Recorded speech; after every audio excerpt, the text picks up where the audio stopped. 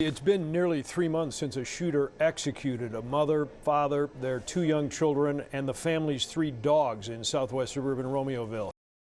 She was a mother of 4, full of life, heading toward a future she was building with her own hands, but she was also part of a deadly Mexican cartel and a Bulgarian mob gang, secretly targeting people worldwide and eliminating them.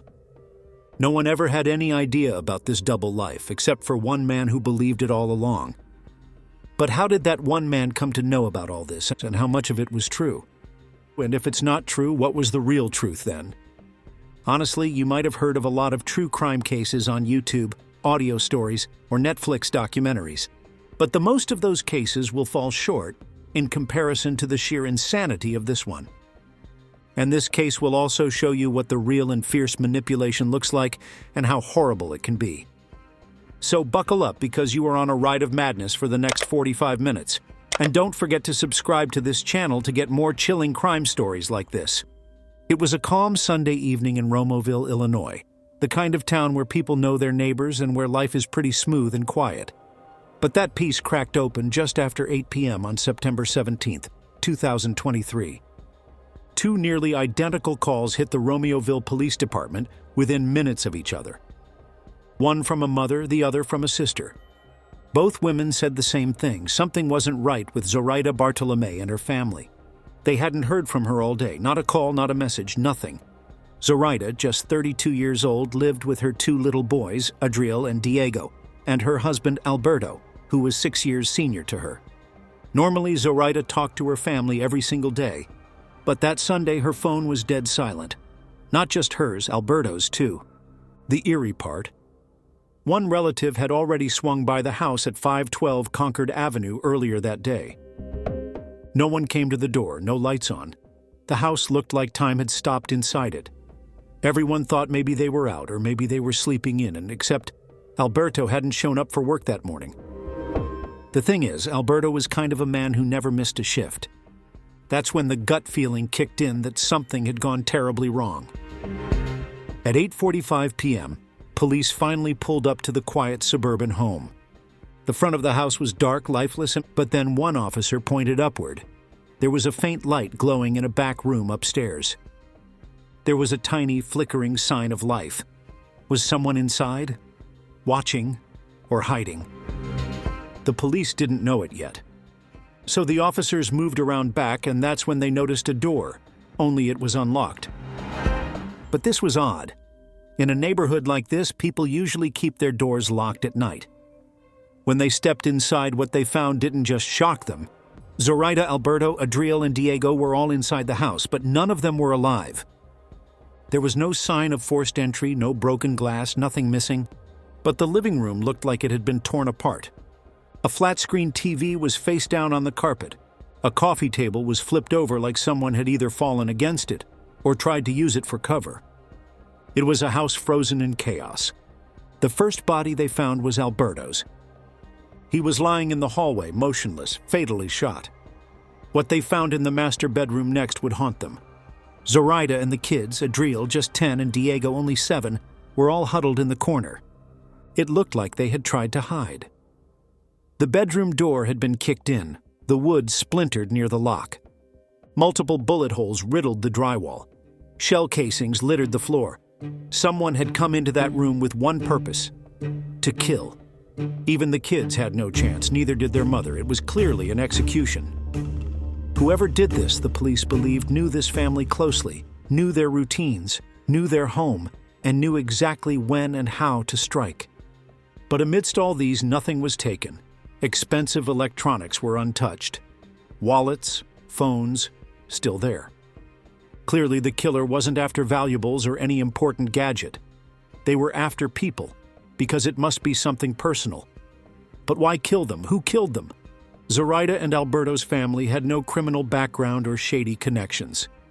They were both hardworking professionals who had just recently been promoted. They had good jobs, a stable home, and were described by everyone who knew them as kind, generous people. Plus, there were no signs of domestic issues and financial struggles either. And most importantly, they didn't own any firearms. The bullets, the shell casings, the gun used in this massacre, it all came from outside. But what about the neighbors? Surely someone must have seen something. Officers began going door to door, trying to piece together the timeline. Most neighbors said the same thing. They saw nothing unusual, didn't hear a thing. But only one man spoke up with something new. He remembered waking up around 3:30 a.m. to a loud bang. He thought it was thunder. As the weather had been weird lately, he rolled over and went back to sleep. After police came knocking, he realized it wasn't thunder at all. When the detectives pulled footage from doorbell cameras in the area, and there it was. Around 3 a.m., a dark sedan was slowly circling the block, not just once, but again and again, like a shark before a kill. Then right around the time of that mysterious bang, the car vanished. The police could not get the plate number or driver's ID. But who are these people exactly who got murdered? How much do we know about them? Alberto was the kind of man who barely made a ripple. He was a warehouse worker for 6 years, dependable as sunrise, always on time, always kept to himself. He used to be a night shift guy, Sunday through Thursday, who never missed a shift. He wasn't the type to cause drama, so he had no enemies, no fights, and no history of anything shady. Still, he was lying in a pool of blood next to the mother of his children. Now, coming to the mother, Zoraida had more to her than met the eye. On the outside, she was just a mom trying to raise 2 kids with her husband. But people who knew her knew things weren't perfect behind closed doors. She had strayed before more than once. Everyone whispered that he was only sticking around for the kids. Still, this is nothing that would make you think someone was coming to kill them both. Until detectives started digging into where she worked, Avante Engineering. It was a company that made tiny, precise machine parts, screws, gears, things no one thought about unless they broke. But inside those sterile white walls, Zoraida had been stirring something up. Her co-workers described her as friendly, bubbly, even flirty. But one name came up more than once, Nathaniel Huey Jr. And then another, Ermalinda Palomo. It didn't take long before the police were looking hard at both. And when the cops finally caught up with them, what they discovered opened up a whole new layer to this already twisted case. But even then, it wasn't the end. Because what they found didn't close the case. Instead, it made everyone ask, just why? Here, we need to mention one thing. Just after the day of the murder, when police went to knock on Zoraida's house and were waiting for them to answer, a red Chevy Tahoe drove into the driveway. But something strange happened. The car didn't park. It suddenly reversed and parked across the street, as if the driver had seen the cops and decided to turn around. It was odd. Why would anyone do that? Now, after learning about Nathaniel, the detectives decided to follow up and see if Nathaniel was at work. When they rolled up to Avante Engineering, a car pulled into the parking lot, the same red Chevy Tahoe.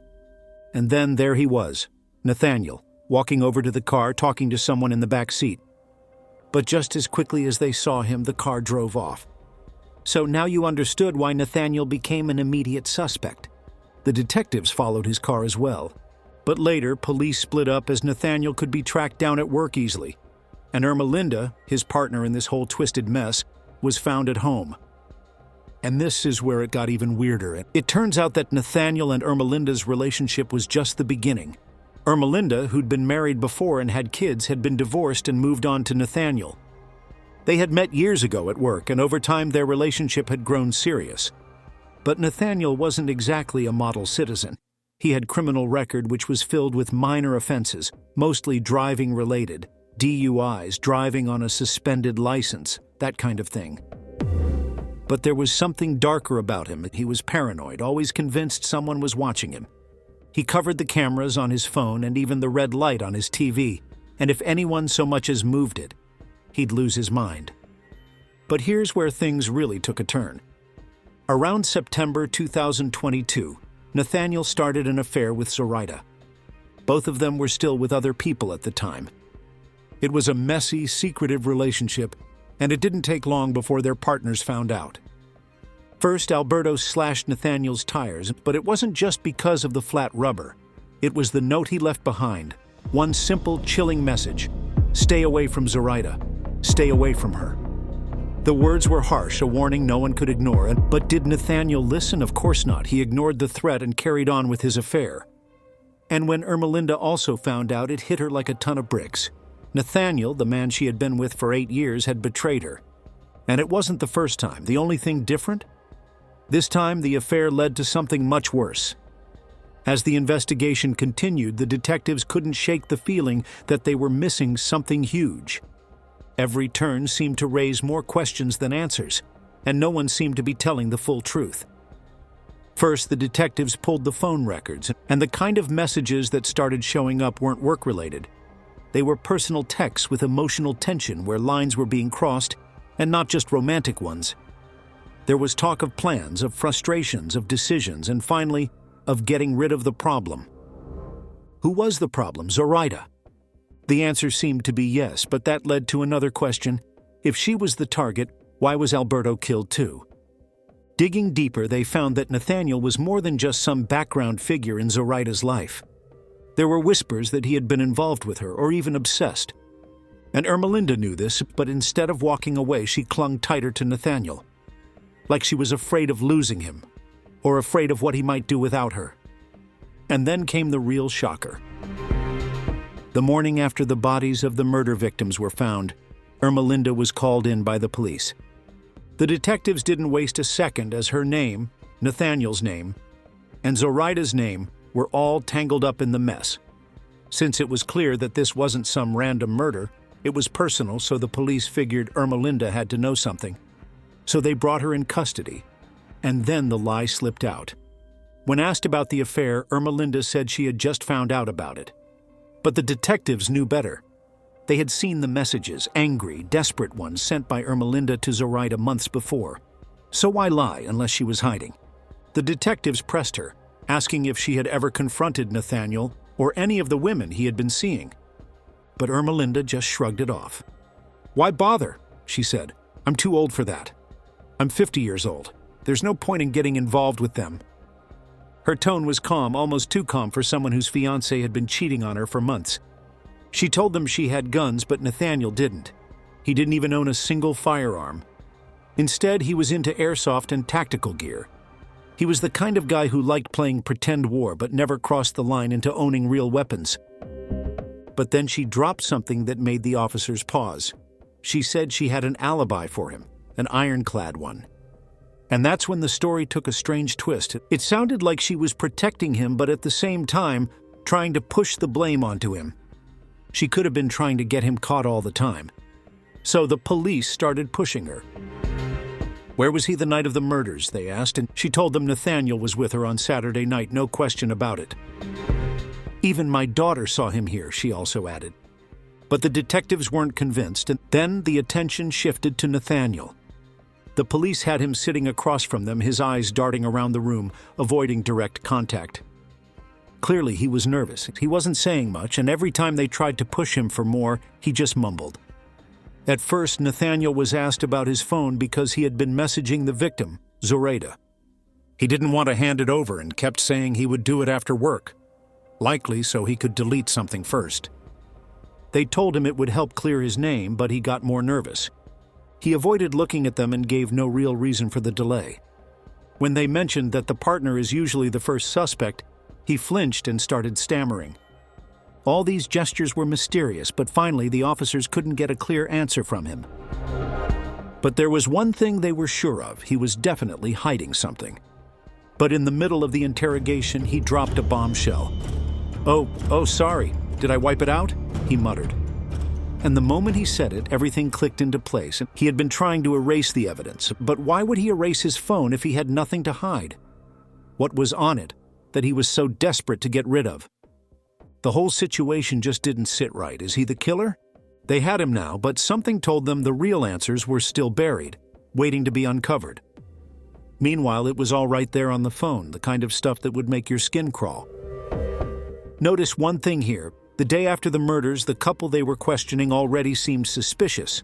They weren't even trying to hide it. Instead, their stories were full of holes, their eyes darting nervously, and the worst part, they were acting like they wanted to be suspects. It was all about a love triangle, but not the kind you see in movies. When Ermalinda, Nathaniel's fiancée, had found out about the affair, she wasn't just angry. She was going for blood. She tracked down Zoraida on Facebook and let loose. The messages she sent were nothing short of terrifying. "Stay away from my man," she wrote. "You have no idea what you're messing with. Nathaniel is dangerous. Only I can handle him. If you don't end it, I'll ruin your life." At first, it sounded like the usual jealous rant. But then the threats started to get more personal. She didn't stop at Zoraida. She took it further. She messaged Zoraida's husband, Alberto, and told him everything. It wasn't just words anymore. It was a clear warning, and that's when things really started to spiral out of control. Ermalinda was threatening everyone involved, everyone who had anything to do with Nathaniel. And then came some mysterious messages, and they weren't from Ermalinda. On April 18, 2022, Nathaniel got his first one. At first, it didn't make sense. It seemed like just another random message. But it wasn't random at all. It was a direct order, and Nathaniel had no idea who was sending it. It started off cryptic, and it continued for the next year and a half, building in intensity with every message. They kept coming, these chilling instructions, pushing Nathaniel further and further into a world he never thought he'd be a part of. But it wasn't until the day after the murders, on September 18, 2023, that Nathaniel received the final message. And that message didn't just confirm everything they had feared, it opened up an even darker chapter. You see, it's clear that Nathaniel was not the killer. Rather, this time, the real question was, who was pulling the strings from the shadows, and what did they want from Nathaniel? And this was just the beginning. Nathaniel was actually being hunted, he was being watched, but by whom and why? It all started with the first message. It came out of nowhere, an anonymous text, harsh and threatening. It was from a group that claimed to be hitmen and hackers. They said they were connected to Mexican cartels and Bulgarian gangs. They even knew things they shouldn't. They knew where Nathaniel lived, where he worked, and the most unsettling part, what he had been up to lately. And it didn't stop there. They told him they were always watching him. So they threatened him, saying, "We'll chop your head off, real Mexican cartel style," as if they were speaking from some kind of twisted reality. But why? Why would these people, whoever they were, be coming after Nathaniel? He was terrified, no doubt, but the threats kept coming, getting more specific, more terrifying. "You'd better end things with Zoraida, Nathaniel," they said, "or we'll come for your family. We'll make sure they suffer." And they didn't stop. Messages flooded in from all angles. Facebook, texts, and other social media. It wasn't just one threat, it was a constant bombardment. And it wasn't just Nathaniel. Ermalinda started getting messages too. She'd tell him, "They're messaging me too, Nathaniel. They say they'll hurt you if you don't stop messing with Zoraida." But who were these people, and why was Ermalinda so involved? She said the names of others involved, people she was in contact with. Turtle, Lisa, Claudia. But none of them seemed to make any sense. They spoke in different languages, sometimes Spanish, sometimes Bulgarian. Nathaniel tried to piece it all together, but it was like a puzzle with missing pieces. He had no idea who these people were or why they were involved with his fiancée. But it didn't stop there. Things kept escalating. The messages got more personal and more specific. "We know you like airsoft," they said. "We know you're into tactical stuff." They even gave him a nickname, Skrilla. He wasn't sure if that was meant to be an insult or some kind of twisted honor. But the pressure was mounting. And even more unsettling was the fact that they kept saying someone close to him was a mole, that someone planning to betray him. Who was it? Who could it be? His paranoia exploded. He had no idea who to trust anymore. Every face, every word, every action felt like a potential threat. Was it Zoraida? Was it Ermalinda? Or someone else? Could someone really be out to get him? Basically, he was living in a live Hollywood crime thriller suddenly. But if you think about it, none of this would make sense. That the Mexican cartel, the Bulgarian gang, none of it was real. Instead, it turns out that the entire thing was a lie. The one person who had orchestrated this entire nightmare was none but Nathaniel's fiancée, Ermalinda. She had figured out about Nathaniel's affair with Zoraida and decided to take matters into her own hands. She wasn't just angry, she was desperate to control him, to manipulate him, to get him to end things with Zoraida. And what better way to do that than to send him into a spiral of paranoia, make him think he was being stalked, watched, hunted. In simple terms, she had catfished him. But the story didn't end with Nathaniel realizing the truth. It was just the beginning of something darker. So, what's next for Nathaniel? Is he free, or has he just fallen deeper into the trap Ermalinda set for him? The next revelation might just be even more shocking than the last. Ermalinda suddenly convinced him to murder his own fiancée and her entire family. Not just once, but over months, she made him believe that it was the only way to survive. How did she pull that off? How did she get inside his head so deeply, make him turn on people he loved? Of course, it wasn't magic or anything supernatural. It was just a plan. A twisted, cold-blooded plan. The first thing she did was simple. She played on his paranoia. Nathaniel had always been a little suspicious, a little insecure. Ermalinda knew that. She saw it in the way he reacted to the smallest things. The way he overthought his conversations, second-guessed his every move. So she fed it slowly, like a drip of poison that he didn't realize was being added to his bloodstream. At first, it was small things, a few strange messages here and there, some random phone calls that didn't make sense. But then, it escalated. Then she started creating fake accounts, hundreds of them, fake numbers, fake email addresses, fake people. Ermalinda had a method. She used an app, Pinger. It allowed her to send fake messages from fake numbers. She'd pretend to be a Bulgarian gang member one day, a Mexican cartel member the next. Each time she'd send Nathaniel messages threatening him, telling him that he was being watched, that people knew where he was, what he was doing. Sometimes the messages would come in broken English, sometimes in strange, poorly translated Bulgarian. But they all said the same thing: you're in danger, they're coming for you, you need to act. How did she do this? How did she make him believe in these lies so thoroughly? The answer was terrifyingly simple.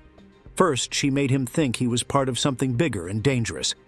The more he received these messages, the more he believed he was entangled in some shadowy criminal world. A world where people didn't just disappear, they were eliminated. And suddenly, Zoraida, his fiancée, was the enemy. The people he loved weren't safe, and she had him convinced that if he didn't act, he and his loved ones would be wiped out. You know what? If lies are being told 100 times or 1,000, human brain starts perceiving them as truth, or at least not lies. That's what happened to Nathaniel, and otherwise why would someone fall for something so outlandish, childish, and ridiculous trickery? But here's the crazy part. She wasn't done yet. And what you are going to listen now would sound too laughable to believe. But unfortunately, this is what happened. By December 2021, Ermalinda had done something even more insane. She convinced Nathaniel that he was part of an underground criminal organization. It wasn't just some random threat anymore. This was real. It was happening to him. She made him think he was involved in a criminal conspiracy that spanned across countries. There was no turning back. He wasn't just a man caught in a love triangle anymore. He was a soldier in a war he didn't understand, fighting against enemies he couldn't see. And the person pulling the strings? Ermalinda. She just invented a world for him, a world that didn't exist, and he bought every word of it. You see, reality is stranger than the fiction. But the horrifying part was this. Once he was hooked, it was too late. And that's when he started to act. When the paranoia became too much, when the voices in his head, voices that weren't real, told him to do the unthinkable, he did it. He made a choice that would change everything. On the other hand, Zoraida was having a strawberry world affair with Nathaniel. For weeks, Zoraida had been holding her breath, hoping Nathaniel would finally propose to her. They'd been sneaking off to hotel rooms, whispering promises in the dark, clutching each other like the world was falling apart around them. And maybe in a way it was, because she also had started getting strange messages, the kind that made your stomach twist. Cold, cryptic threats from people she didn't know but clearly knew too much about her. Each time her phone buzzed, her heart skipped. She was scared. She told Nathaniel everything. He held her hand, told her he'd protect her. He said he wasn't afraid of gangs. He said if anyone came for her, they'd have to go through him first. But Nathaniel had already stopped seeing her the same way. The reason? That day a message landed in his inbox. And the message said that Zoraida was the mole who was secretly planning to take him out. See, it sounds much like any Hollywood thriller script where your partner or the one you are having an affair with turns out to be a secret agent. and you just got honey-trapped by that person. And then came September 14th, 2023, Thursday. Nathaniel didn't confront Zoraida. He didn't ask her anything about the mole thing. Neither he gave her a chance to explain. He just watched. At work, he stopped talking to her. The tension between them suddenly grew. People noticed that. Zoraida became confused. She kept looking at him like she was waiting for him to say something, but he said nothing. And that Thursday, he left early, claiming he felt sick, but he wasn't sick. He was just preparing, and that's when the real planning started. Instead of disappearing, Nathaniel went dark. For Zoraida, for their co-workers, but not for Ermalinda. They started talking constantly, piecing together a plan. But this wasn't just about only Zoraida anymore. This was about Zoraida's family. Nathaniel wanted them gone, like getting rid of something from the root. He said she was going to kill all of them, because he had no choice but to strike first. Ermalinda didn't flinch. She agreed and even helped. Nathaniel started scouting the neighborhood where Zoraida lived. He drove past the house over and over, noting where the cameras were, which side of the house was blind. He changed his clothes, switched his route, bought new gear. He didn't tell anyone else except Ermalinda. But here's the twist. Zoraida never planned to kill Nathaniel. She was never the mole. So who was? That's the part that broke everything. Because while Nathaniel was circling her house, preparing to destroy everything, the real mole was watching him. And they were already one step ahead. He shot through the bedroom door while she was still holding it shut, screaming for her life and the lives of her children. Just a few days before, she was texting him over and over, saying she loved him, asking why he wasn't responding, begging him to talk. No one could have imagined what was really going on behind the silence. While Zoraida was drowning in confusion, pouring her heart into those messages, Nathaniel's phone was buzzing with something far darker. Someone was feeding him a plan, not just a plan, a script for murder. The kind of message you'd expect in a cartel movie. Make it look like kids did it, they said. You know how many murders go unsolved? This'll just be another one. And Nathaniel, he didn't even hesitate. But why would someone want that family dead? Why was Nathaniel, who once shared a bed with Zoraida, suddenly plotting her execution like it was part of some mission? That's where Turtle comes in. This was Ermalinda as well, originally. She wasn't just watching from the sidelines, she was right there, texting Nathaniel the play-by-play. She plotted every second like clockwork, the time of entry, 3 a.m., the route, backyard, over the fence, screen cut to fake a break-in. First obstacle, 3 dogs, 2 mid-size, 1 ankle biter. They were to be taken out immediately. Next, the adults. No talking, no warning, just go inside, locate, and shoot. Then the kids. After that, destroy everything, phones, belongings, the very essence of the house. Burn the clothes, smash the phones, leave chaos behind. And the cherry on top? Spray paint a message on the wall, something crude, something meant to mislead, you putos. And then vanish. Classic misdirection, but even a perfectly planned script starts to fall apart when reality kicks in. On that cold morning, Ermalinda drove Nathaniel to the house and waited in the car, like a getaway driver in a heist movie. Nathaniel scaled the fence like it was routine, slit the screen, slipped in through the back. But he didn't expect Alberto to still be awake. At 3:40 a.m., a sound, or maybe the creak of a floorboard or the dogs barking, tipped Alberto off. He got up alert, and in that split-second decision, Nathaniel fired. Alberto tried to run, but 5 bullets followed him down the hallway, and he collapsed right there. Now Nathaniel was at the bedroom door. Zoraida was behind it, clutching it shut with her kids in the room. He kicked, slammed, and when it wouldn't budge, when her cries pierced through, he opened fire through the wood. As a result, Zoraida dropped, and Nathaniel stepped over her like a contract killer and did the unthinkable. He killed the kids. The reason? As he said later, the kids were better off dead than left without parents. The dogs had tried to escape. They scratched at the door in panic. He shot them too. The house wasn't just a crime scene. It was a war zone. It was supposed to be trashed. But he didn't have time. He was supposed to leave that graffiti message, but the spray can jammed. All he managed to write was F out. Plus, he was also supposed to take the phones. He forgot those too. The entire thing, start to finish, took just 3 minutes. And the whole time, Ermalinda was outside, listening in through a walkie-talkie. So what did the cops find when they showed up? Not just blood and bodies, not just a half-finished crime scene. They found phones, and in those phones, everything. They ran phone dumps pulling data from every corner of every app, even the hidden ones. And what they found wasn't just evidence, it was a narrative. But if the phones had it all, why didn't Nathaniel destroy them? Was he in too much of a rush? Did he panic? Or was there something or someone he was more afraid of than getting caught? And if Ermalinda was pulling the strings, who was pulling hers? Ermalinda told her daughter she was going to be charged with murder, then vanished into thin air. Just a day earlier, Ermalinda and her fiancé Nathaniel had been sitting across from detectives, answering questions about something horrible. The police had suspicions, they needed more answers, so they asked the couple to come back to the station for a follow-up on the next day. That's when everything shifted. From that moment on, Ermalinda and Nathaniel went completely silent. No return calls, no show at the station, no explanation. It was like they were about to crack or run. But the next move wasn't what anyone expected. Instead of walking into the police station, Ermalinda walked into a Target store. She wasn't alone. Nathaniel was with her, calm, casual, like they weren't both dangling at the edge of a murder charge. They weren't hiding. They even made a detour before that to an attorney's office. And then, out of nowhere, Nathaniel dropped a bombshell. He met his mother in the parking lot and told her straight up, "Those murders in the news? That was me." That's when he actually added, "The kids were better off dead than without parents." Why say that now? Why confess in that way? What kind of person believes murder is mercy? Back at Ermalinda's place, the cops were waiting. When she tried to get into her car, officers blocked her way. They weren't ready to arrest her, not yet, but they knew something was coming. A search warrant was in motion and she was under a silent watch.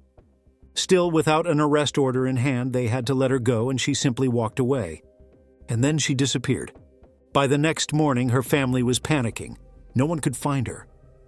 Phones rang unanswered, messages left unread. And all this while a quadruple homicide investigation was closing in around her.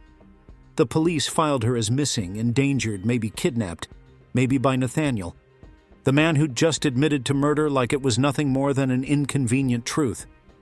But was she also really in danger this time, or were they running together? However, soon Nathaniel's license plate hit the system.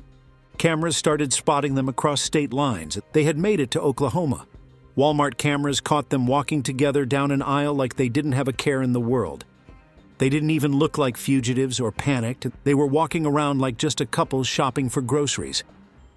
Ermalinda also didn't look like someone being held against her will. So the question shifted. Was she a hostage or a partner in this madness? And more importantly, how deep was Nathaniel in? He had once believed there were threats looming over them, cartels, gangs, dangerous people Ermalinda warned him about. But did Nathaniel still believe these shadowy enemies were out there? Or had Ermalinda finally confessed to him that it was all a lie? That the monsters he feared were just ghosts she created in his head? But before anyone could get the truth, everything spiraled out of control all of a sudden. Police spotted the couple in the Walmart parking lot and made their move. As soon as the couple noticed that the police were there, Ermalinda and Nathaniel jumped into their vehicle and started their car. A high-speed chase broke out on the highway. Catoosa police raced after them, much like a Hollywood chase, but this is reality. And for that reason, just a few miles down the road, their car swerved, skidded across the divider, and crashed. Officers surrounded them, and finally, it was over for them. Smoke started rising from inside the car, and then 3 gunshots cut through the chaos. Ermalinda was killed instantly by a bullet to her head. And seconds later, Nathaniel turned the gun on himself and fired twice, ending his own life. The policemen were not ready for this. This sudden incident made the mystery even stronger. If Ermalinda made everything up, every cartel, every threat, every lie, then what pushed them both to choose death over truth? And could there be more to this story than even they knew? You see, it all ended in flames, 2 bodies burning inside a GMC on a deserted Oklahoma highway. The final moments in the car were a mystery. Did Nathaniel start the fire? Or did Ermalinda? What was their master plan, after all? Was it all a lie? During the further investigation, a motive started to emerge. Nathaniel thought the father of the murdered family was having an affair with Ermalinda. But there was no evidence, so again, who planted that idea in his head? Was he set up by someone else too? The case closed with no answers. Everyone involved was dead, and there were no room for trials and confessions, and we can never know the real motive, the real plan they had all along. Because sometimes the truth doesn't die, it just disappears with those who know it. But all we can do is guess, bring up the most logical theories, and check which one suits the most. So what do you think about Nathaniel and Ermalinda's plan? The plan we already know about is insane and mind-bending for sure. But that's not all. What else are we missing, you think? Tell us in the comment section below. And if you like this video, give it a thumbs up and subscribe to this channel for more gruesome true crime content of the United States. Stay safe. See you soon in our next video.